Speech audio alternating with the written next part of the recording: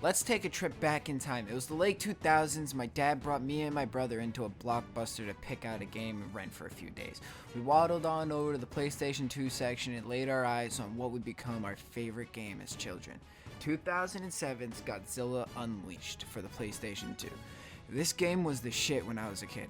Alright, for the weekend we rented it, it was all we played, beating the story mode and unlocking every monster we have seen in the movies and some we had no idea existed. At the time, we had only watched a select few of the first era's films. And discovering monsters like Destroya, Space Godzilla, and the second and third versions of my personal favorite Mecha Godzilla was mind-blowing. We would beg our dad to rent the game countless times until he finally bought it for us. The game just, frankly, never got old. Alright? It was long-lasting fun. Even after we played the story mode throughout the different factions and every other monster, we just kept playing it and versing each other and reenacting the movies. It was a grand old time. A mix of city destruction monster melee was something we never thought we'd actually play. Granted, we were young and dumb, but does the game hold up to how I remember it? No. But let me explain. It's a pretty easy game once you learn how to fight and what moves actually do decent damage. That's fine and all. A lot of fighting games are like that. You know, you learn some combos and that's what you stick with. You get good at that character and you move to another one. But the problem with this game is pretty much all the monsters have the same exact moves. You got your standard punch, kick, tail whip, block, energy move. Alright? Your energy move is related to your monster of choice. Godzilla has his atomic breath. I don't know what Mothra has because I didn't play Mothra. Mothra's a great monster. I just didn't play as her. I'm not saying Mothra's shitty. Mothra's great. Okay? Queen.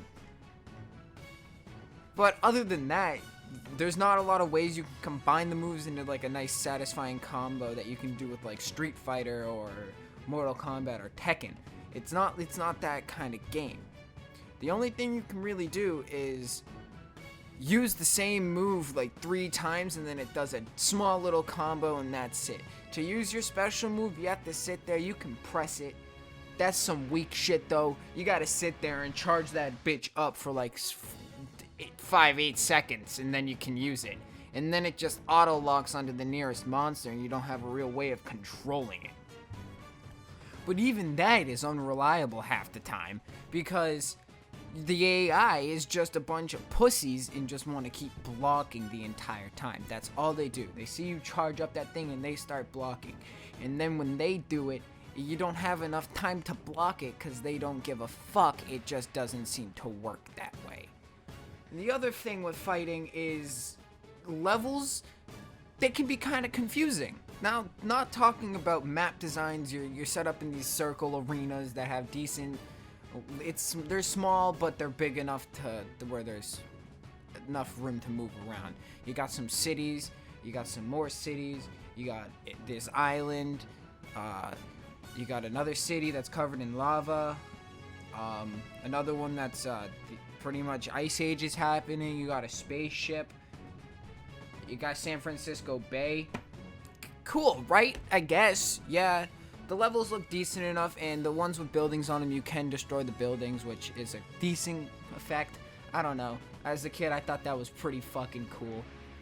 Other than that, there's not much to the levels. Now, when you're actually playing them, it doesn't give you a good description on who you're actually supposed to be fighting. So, for instance, there's the first level that I played. I was playing as Godzilla, and I had to fight Anguirus, which is like some armadillo monster, and then Destroya, who is like a big bad douchebag of the Godzilla universe, right? This guy kills Godzilla in a movie, alright? That's how bad he is. But it turns out to win the round, I only had to kill Anguirus. He's supposed to be a good guy? Not a bad guy? Destroya's the one that killed... Doesn't help, it doesn't tell you. And then there are some where you think you're fighting the right guy, and then you'll kill him, and then it'll be like, nah, mission failed, sorry. Or the other times where you'll get both monsters that goes, let's cuck them. Block his special moves. Don't let him do shit. Keep him in a corner. Fucking hit him against the force field wall so he gets back. That's another thing. There's these weird fucking force field walls around the arenas, and if you touch them, they shoot you back in. They do a bit of damage. Things are fucking annoying. Unless you get like a monster up against them and you just keep knocking them back and back into it. Other than that, it's fine. The controls, bit sluggish. I can't tell if it's the game or just the emulator I'm playing it on. So, and there's no real way to control the camera. The camera auto locks onto whatever monster's nearest to you, making you think maybe that's the one I'm supposed to get. Maybe it is. I don't know. Game doesn't tell you that much. So you may ask, what kind of monsters are in this game? Well, there are 4 factions. You got the Earth Defenders featuring Godzilla 2000, Mothra, Rodan, Baragon, Anguirus, and Godzilla 1990s. Why are there 2 Godzilla designs? Because the 1990s design is so much better than the 2000 design. Fuck Godzilla 2000. Heisei Godzilla all the way. He looks cooler. And he's got the classic blue breath. You know, it's cool. He was a secret character, unlockable. He's an alternate skin. Then you got the Global Defense Force. Now those are like, you know, robots. They are built by humans to destroy Godzilla. Featuring Kiru, who is called Mechagodzilla 3. Yeah, that's one. He's so fucking cool. I love him. In his movie, he has this big, huge chest laser that can freeze Godzilla. Fucking dope. You can't. I don't know if you can use it in the game. I never played as him.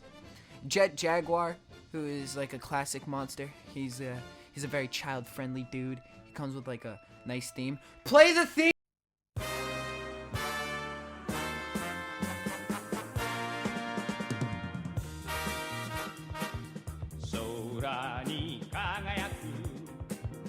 Thank you! Alright, Mogira, it's kind of like a mole robot thing. Fuck Mogira, I had to fight it in the level. Thing was a bitch. And Mechagodzilla 2, another version of Mechagodzilla. Okay, like 2 Mechagodzilla, we got 2 Godzillas, that makes sense. And then Mecha King Ghidorah. Then you have the Alien faction, which is probably the smallest faction in the game. It only has 4 monsters, but it's made up of Megalon. He's like a cockroach. Orga, who's this ugly ass bitch. Gigan. And then you got King Ghidorah, which is a big 3-headed golden dragon. He's like Godzilla's biggest enemy. Recently seen in fucking Godzilla King of the Monsters 2019. And then finally, you have the final faction, Mutants, which has got Destroya, Megaguirus, Obsidius, who is a completely new monster created for the game, and he sucks dick.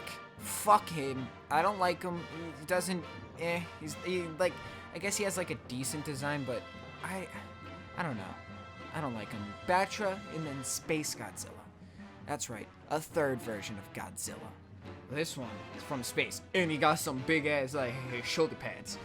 All right, all the monsters featured in the game look amazing. They look like their movie counterparts for 2007 graphics, made by an Atari. So, you know, the story is lacking, with the main plot being that crystals have started appearing around the globe and drawing the monsters to them, causing them to fight. And then some aliens get involved and some cities are destroyed. Nothing too special. So, is it a good game? Not really. It lacks characters that the Wii version has. The Wii version has a bigger roster with a few more monsters that I don't know why they weren't added in the PlayStation 2 version. Honestly, if I could get the Wii emulator working, I'd be showing you them, but they have some different monsters there. And the controls and lack of moves just brings it down. Now, the game is fun. I had a blast playing through the story mode, fighting my favorite monsters. I would recommend it only if you play the brawl mode with friends, couch co-op style. That is probably the best way to play it.